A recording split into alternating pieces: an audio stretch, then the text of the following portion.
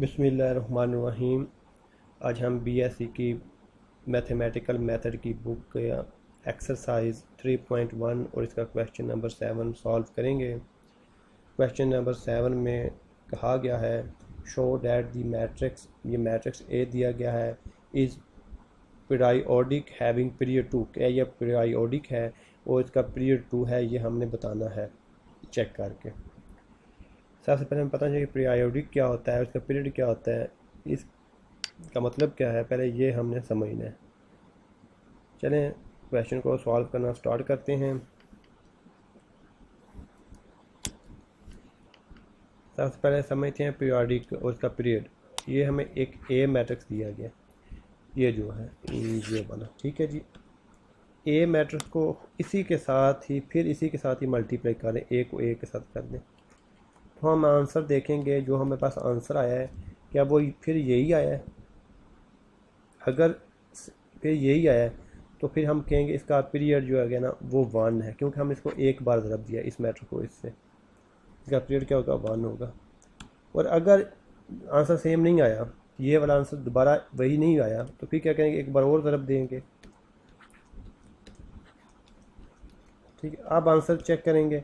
अगर वही वो दोबारा ए मैट्रिक्स ही बन गया है तो फिर हम कहेंगे कि इसका पीरियड क्या होगा 2 होगा, यानी कि आप इसको 2 दफ़ा हमने इसको ज़रब दिया।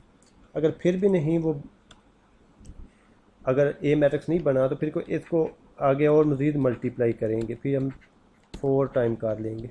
अब चेक कर लेंगे, अब हुआ तो ये इसका पीरियड 3 होगा, यानी कि ए तो खुद ही मैट्रिक्स है ना। अब उसको मल्टीप्लाई जितनी दफ़ा किया गया और मल्टीप्लाई करने के बाद दोबारा फिर वही ए मैट्रिक्स जब बनेगा तो हम देख लेंगे कितनी दफ़ा हमने इसको मल्टीप्लाई किया, जितनी दफ़ा हमने इसको मल्टीप्लाई किया होगा वो इसका पीरियड होगा।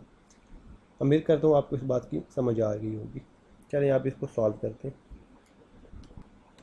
अगर आपको अभी तक भी समझ नहीं आई तो जब हम क्वेश्चन को सॉल्व करेंगे तो इंशाल्लाह आपको क्लियर हो जाएगा। देखें हमारे पास ए मैट्रिक्स क्या है, ये हमारे पास ए मैट्रिक्स है 1 -2 -6 -3 2 9 2 0 -3। अब हमने क्या करना है, ए मैट्रिक्स को ए से ही मल्टीप्लाई करना है, इसको इसी के साथ ही। तो इसको मैं कैसे लिखूँगा, इसको मैं कॉपी पेस्ट कर लेता हूँ यहाँ से उठा के।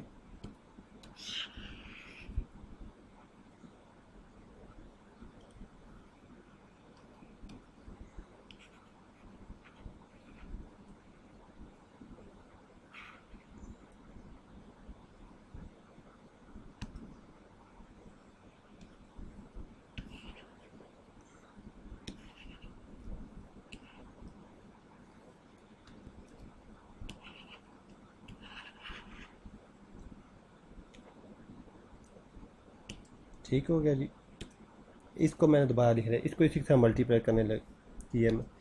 अब जब इसको मल्टीप्लाई करेंगे तो ए आ गया, ठीक है जी। इसका आंसर क्या होगा वो हम इधर लिखेंगे। इसके फर्स्ट का रो को सेकंड मैट्रिक्स के फर्स्ट कॉलम से मल्टीप्लाई करना है हमने, ठीक है जी। ये हमें पहले हम सीख चुके हैं प्रीवियस क्वेश्चन में, इसको मल्टीप्लाई करना। तो मैं मल्टीप्लाई करूँगा 1 1 दी 1 और -2 को -3 के साथ करेंगे तो +6, -6 को 2 के साथ करेंगे तो -12 आ जाएगा। इसी तरह से आपको मैं मल्टीप्लाई कर लेता हूँ, बारी बारी इनसे आपको मल्टीप्लाई करें। After multiplication we get this matrix, तो इस तरह हमें ये वाला मैट्रिक्स मिल जाएगा। अब हमारे पास है ए जो को जब हम ए से मल्टीप्लाई किया तो हमारे पास क्या मैट्रिक्स आया है वो हम लिख लेते हैं। ये 6 और 1 7 -12, तो ये हमें क्या मिलेगा इस तरह,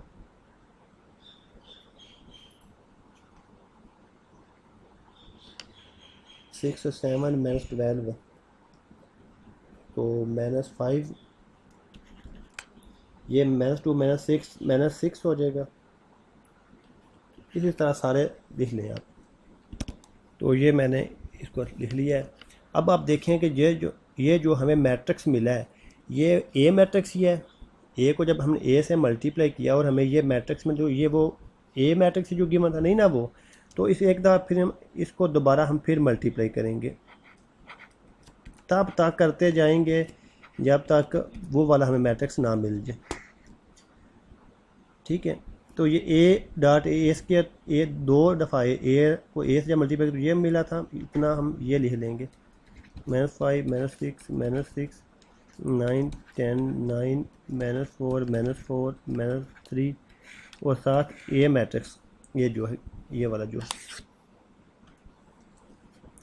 -1 -3 2 -2 2 0 -6 9 -3।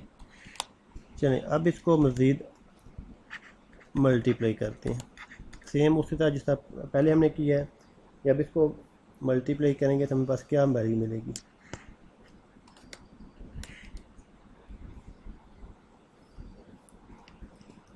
इसकी फर्स्ट रो और इसके फर्स्ट कॉलम को जब करेंगे तो -5